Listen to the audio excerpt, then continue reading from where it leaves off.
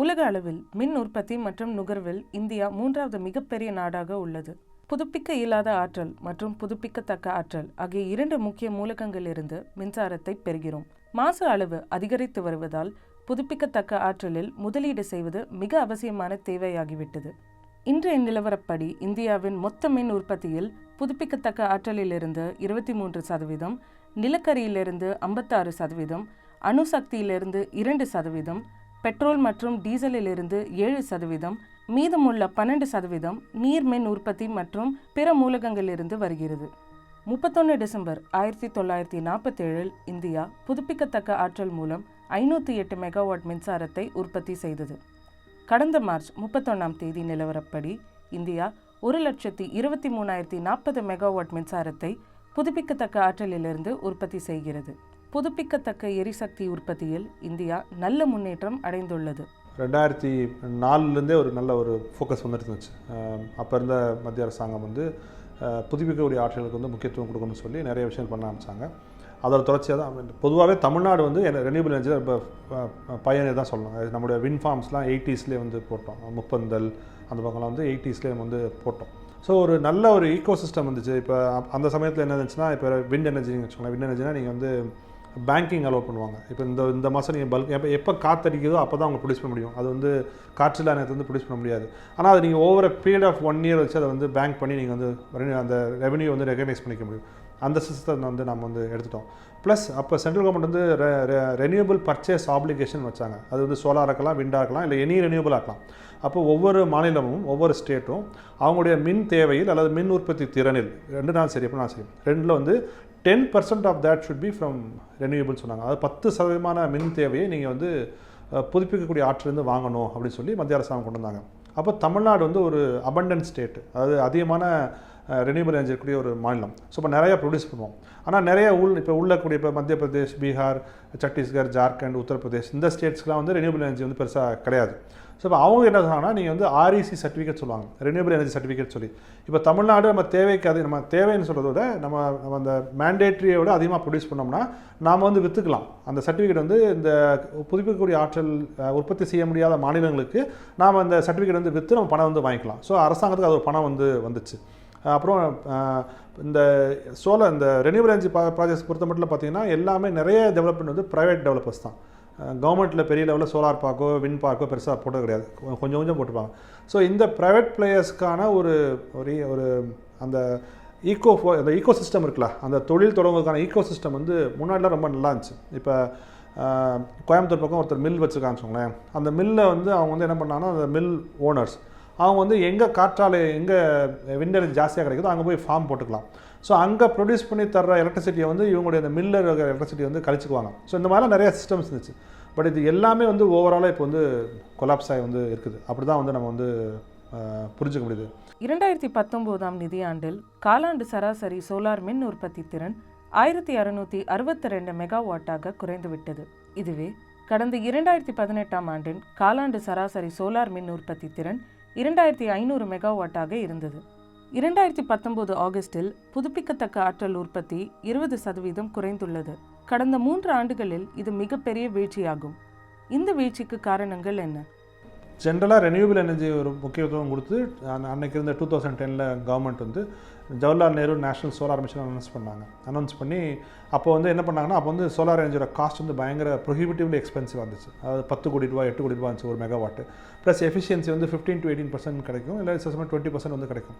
So அப்போ வெறும் 18% efficiency மட்டும் உள்ள ஒரு 1 மெகாவாட் பிளான்ட்டை 10 கோடி ரூபா கொடுத்து போடுவதற்கு அரசாங்கமோ தனியார் தொழில் முனைவரோ வரமாட்டாங்க. ஏன்னா பயங்கர எக்ஸ்பென்சிவாக இருக்கும். ஸோ அப்போ அதை யோசிச்சு அன்றைக்கி இருந்த கவர்மெண்ட் என்ன பண்ணாங்கன்னா, நேஷ்னல் க்ளீன் எனர்ஜி ஃபண்ட் ஒரு ஃபண்டு க்ரியேட் பண்ணாங்க. அந்த நேஷ்னல் க்ளீன் எனர்ஜி ஃபண்ட் என்னென்னா, இது 2010 ஃபார்ம் பட்ஜெட் அனௌன்ஸ்மெண்ட். இது அந்த நேஷ்னல் க்ளீன் எனர்ஜி ஃபண்ட் எதுக்குன்னா, இந்தியாவில் எங்கே நீங்கள் நிலக்கரி எடுத்தாலும் சரி, எங்கே நீங்கள் கோல் மைனிங் பண்ணாலும் சரி, அது சத்தீஸ்கராக இருக்கலாம், ஜார்க்கண்டாக இருக்கலாம், எங்கேமா இருக்கலாம், நெய்வேலியாக இருக்கலாம், எங்கேமா இருக்கலாம், அல்லது இந்தியாவுக்குள்ளே வேறு எந்த நாட்டிலேருந்து நீங்கள் நிலக்கரி இறக்குமதி பண்ணாலும் சரி, இம்போர்ட் பண்ணிங்கன்னா கோலை அப்படின்னா ஒரு டன்னுக்கு 50 ரூபா நீங்கள் இந்த நேஷ்னல் க்ளீன் எனர்ஜி ஃபண்டு கொடுத்துடணும். ஸோ அது ஸ்லோவாக பணம் நல்லா சேர ஆரம்பிச்சிது. காங்கிரஸ் கொண்டு 100 ரூபா ஆக்குனாங்க, பிஜேபி கொண்டு வந்ததுக்கப்புறம் 300 ரூபா 400 ரூபா ஆக்குனாங்க. நல்லா கொண்டு கிட்டத்தட்ட ஒரு 60,000 கோடி ரூபாய் வரைக்கும் அந்த நேஷ்னல் க்ளீன் எனர்ஜி ஃபண்டு வந்துச்சு. ஆனால் 2017-18 ஜிஎஸ்டி இம்ப்ளிமெண்ட் பண்ணும்போது அவங்களால சரியாக இம்ப்ளிமெண்ட் பண்ண முடியாதனால, ப்ளஸ் ஜிஎஸ்டி ரியலைசேஷனும் சரியாக இல்லாதனால அந்த ஃபண்டை யூஸ் பண்ணி ஸ்டேட் கவர்மெண்ட் கொடுக்க வேண்டிய பணத்துக்கு வந்து மத்திய அரசாங்கம் கொடுத்துருச்சு. ஸோ அந்த நேஷ்னல் க்ளீன் எனர்ஜி ஃபண்டு விட்டது வந்து ஒரு பெரிய அடி ரெனியூவல் இண்டஸ்ட்ரி, ரெனியூவல் டெக்னாலஜிஸ்க்கு. ப்ளஸ் அந்த ஆர்பிஓ வந்து சில ரெனியூவல் பர்ச்சேஸ் ஆப்ளிகேஷன் அந்த இதையும் வந்து டைல்யூட் பண்ணிட்டாங்க. இந்த பேங்கிங் சிஸ்டத்தையும் வந்து எடுத்துட்டாங்க. ஸோ இது எல்லாமே ரெனியூவல் எனர்ஜியை வந்து பாதிக்கக்கூடிய ஒரு முன்னெடுப்புகள் தான் அது. வரும் 2022 மார்ச்சுக்குள் புதுப்பிக்கத்தக்க ஆற்றலிலிருந்து 175 கிகாவாட் மின்சாரம் உற்பத்தி செய்ய வேண்டும் என்று அரசு நிர்ணயித்துள்ளது. இதில் 100 கிகாவாட் சூரிய சக்தியிலிருந்து பெற வேண்டும் என்பது ஒரு குறிக்கோள். ஆனால் தற்போது நிர்மாணிக்கப்பட்டுள்ள சூரிய மின்சக்தி உற்பத்தி திறன் அளவு 31 கிகாவாட். மேற்கூரையில் சோலார் பேனல்களை பொருத்தும் திட்டத்தில் இந்தியா மிகவும் பின்தங்கியுள்ளது. இந்தியாவில் மொத்த உற்பத்தி திறன் 2.24 கிகாவாட். ஆனால் 2022ஆம் ஆண்டுக்கான இலக்கு 40 கிகாவாட். தமிழ்நாடு போன்ற மாநிலங்களில் சோலாரோடைய ரேடியேஷன் வந்து நல்லா பெட்டர் ஆகும். ஸோ நீங்கள் வந்து ரூஃப்டாப் சோலார் தான் நீங்கள் வந்து போகணும். ஆனால் அரசாங்கம் வந்து நிறைய பெரிய நிறுவனங்களுக்கு கான்சன்ட்ரேட்டட் சோலார் பவருக்கு முக்கியத்துவம் கொடுக்குறாங்க. இப்போ ராமநாதபுரம் மாவட்டத்தில் கமுதியில் வந்து அதானி சோலார் பவர் பிளான் வந்து 3000 ஏக்கரில் போட்டுருக்காங்க. 700 சில்லற மெகாவாட் போட்டுருக்காங்க.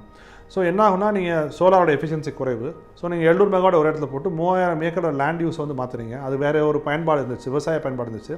அந்த லேண்ட் யூஸை மாற்றுறது மட்டும் இல்லாமல் அந்த மின்சாரத்தை அங்கேருந்து தயாரித்து நீங்கள் வேறு ஊருக்கு கொண்டு போகும்போது ஏற்படக்கூடிய மின் இழப்பு, transmission loss, distribution loss, commercial loss, இது எல்லாமே ஏற்படும் பொழுது உங்களுக்கு அந்த எஃபெக்டிவாக 700 மெகாவாட் வந்து கிடைக்காது. ஏன்னா ஏற்கனவே சோலார் எஃபிஷியன்சி கம்மி.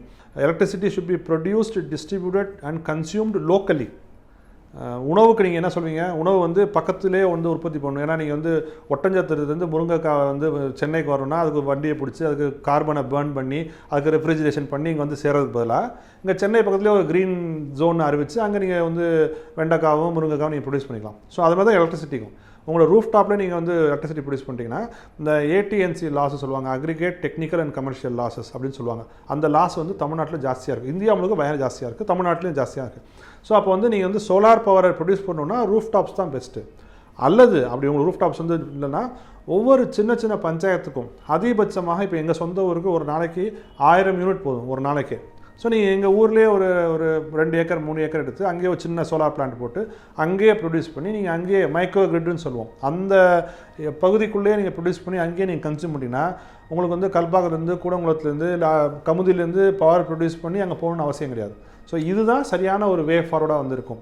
ஆனால் என்னென்னா இதில் என்ன பிரச்சனை ஆயிடுச்சுன்னா, நெட் மீட்டரிங் கான்செப்ட் வந்து கவர்மெண்ட் வந்து பெருசாக வந்து கொண்டுறவே இல்லை. நெட் மீட்டரிங்னா எப்படின்னா, நீங்கள் வந்து உங்கள் வீட்டில் சோலார் ரூஃப்டாப் போடுறீங்க. அந்த சோலார் ரூஃப்டாப் வந்து நீங்கள் வந்து ப்ரொடியூஸ் பண்ணி உற்பத்தி பண்ணி கிரிட்டு கொடுத்துப்பீங்க. உங்கள் வீட்டில் நீங்கள் மின்சாரத்தை பயன்படுத்திகிட்டே இருப்பீங்க. ஸோ ஒவ்வொரு மாதம் முடிவுலையும் வந்து அந்த நெட் மீட்டரிங் இருந்ததுன்னா நெட் மீட்டரிங் போட்டு கிளிக் பண்ணிங்கன்னா, அதை டச் பண்ணிங்கன்னா உங்களுக்கு வந்து கன்சியூம்டு யூனிட்ஸ் எவ்வளவு, ப்ரொடியூஸ் யூனிட்ஸ் எவ்வளோன்னு சொல்லி வந்துடும். சரிங்களா? அப்போ நீங்கள் வந்து ஒன்று அரசாங்கத்துக்கு நீங்கள் உங்களுடைய ப்ரொடக்ஷன் வந்து கன்சம்ஷனோட குறைவாக இருந்துச்சுன்னா நீங்கள் அரசாங்கத்துக்கு பே பண்ணணும். உங்கள் ப்ரொடக்ஷன் வந்து கன்சம்ஷனோட அதிகமாக இருந்துச்சுன்னா அரசாங்கம் உங்களுக்கு வந்து பே பண்ணணும். இதுதான் அந்த நெட் மீட்டரிங் கான்செப்ட். ஆனால் இது வந்து நாங்கள் 10 வருஷமாக நம்ம வந்து சொல்லிட்டு இருக்கோம், அதை கொண்டு வாங்க சொல்லி. இது வரைக்கும் பெருசாக எடுக்கவே இல்லை. ஏதோ 1-2 இடத்துல டெஸ்ட் பண்ணி விட்டதோட சரி, பெருசாக அரசாங்கம் எடுத்துகிட்டே போகலாம். ஸோ இது எல்லாமே சேர்த்தா வந்து உங்களுக்கு ரெனியூபிள் எனர்ஜி வந்து இன்றைக்கி வந்து ஒரு இட் இஸ் கோயிங் அந்த டவுன்வர்ட் டர்ன் நம்ம சொல்ல முடியும். புதுப்பிக்கத்தக்க எரிசக்தி துறையில் இந்தியா முன்னேறினாலும் அதிக புதைப்படிவ எரிபொருட்களையும் இந்தியா பயன்படுத்துகிறது. இந்தியாவில் புதைப்படிவ எரிபொருட்களால் உருவாகும் மாசு 6.3% அதிகரித்துள்ளது. இப்போ இருக்கிற மிஸ்டேக்ஸை கரெக்ட் பண்ணுறதுக்கு டைம் இருக்கா? இருந்தால் என்னென்ன பண்ணணும்? இல்லை, நீங்கள் இந்த ஃபஸ்ட்டு ஒரு விஷயத்தை நம்ம புரிஞ்சுக்கணும். ஒரு மிஸ்டேக் இருக்குங்கிறது உங்களுக்கு தெரியுமா? அந்த ஒரு தவறு நடந்துட்டு இருக்குது அப்படிங்கிற விஷயமே அரசாங்கத்துக்கு தெரியாது. தெரிஞ்சும் தெரியாமல் இருக்கான்னு தெரியாது. ஆனால் first you have to accept that mistake. நீங்கள் ஆமாம் ஒரு பிரச்சனை இருக்குது, இந்த இந்தியாவின் புதுப்பிக்கக்கூடிய ஆற்றல் துறையில் ரெனியூபிள் எனர்ஜி செக்டாரில் ஒரு மிஸ்டேக் இருக்குது அப்படின்னு நீங்கள் அக்செப்ட் பண்ணணும். 2030க்குள்ளாராக 4,40,000 மெகாவாட் வந்து ப்ரொடியூஸ் பண்ணுவோம். 2022 வந்து 1,20,000 மெகாவாட் ப்ரொடியூஸ் சான்ஸே கிடையாது. இன்னும் 2,20,000ங்கிறது இன்னும் ஒரு 1.25 வருஷம் தான் இருக்குது. ஒரு வருஷமும் 2 மாதம் தான் இருக்குது. எப்படி நீங்கள் 1,20,000 மெகாவாட் ப்ரொடியூஸ் பண்ண முடியும்? அதுக்குரிய இன்ஃப்ராஸ்ட்ரக்சர் எங்கே இருக்குது? எங்கே பண்ண போகிறீங்க? அந்த சோலார் பேனல் இருக்கா? அந்த அளவுக்கு அந்த ஈகோ சிஸ்டம் இருக்கா? உங்களுக்கு பணம் இருக்குதா? பணம் எங்கேருந்து வரும்? எதுவுமே கிடையாது. நீங்கள் கோலே வேண்டான்னு சொல்கிறோம். கோல் மைன்ஸ் போய் FDI அலோவ் பண்ணுறாங்க, ஃபாரின் டைரக்ட் இன்வெஸ்ட்மெண்ட் வந்து அலோவ் பண்ணுறாங்க. அது எப்படி அப்போ கான்ட்ராக்டியாக இருக்குல்ல? நீங்கள் வந்து நாங்கள் எமிஷன்ஸை கட் பண்ணுவோம் சொல்லுவீங்க, ரெனியூவல் எனர்ஜி கொடுத்த சப்போர்ட் எல்லாத்தையும் நீங்கள் விளக்குறீங்க, இன்னொரு பக்கம் கோலுக்கு பயமாக சப்போர்ட் பண்ணுறீங்க, FDI அலோவ் பண்ணுறீங்க, பெரிய பெரிய கோல் மைன்ஸ்க்கு வந்து லோன்ஸ் தர்றீங்க, இதெல்லாம் பண்ணுறீங்க. ஸோ எப்படி it looks very contradictory. So நிச்சயமாக இந்தியாவால் அந்த 1,20,000 மெகாவாட்டை வந்து 2020க்குள்ளாராகவும் 4,40,000 மெகாவாட் வந்து 2030க்குள்ளாராகவும் எட்ட முடியாது. நாங்களாம் இருக்கத்தான் போகிறோம், பார்க்கத்தான் வந்து போகிறோம். நீங்கள் உண்மையிலேயே இந்தியா வெளியிடக்கூடிய கார்பன் அளவை நாங்கள் குறைக்கணும்னு நினச்சிங்கன்னா இது ஒன்று தான் சோர்ஸு.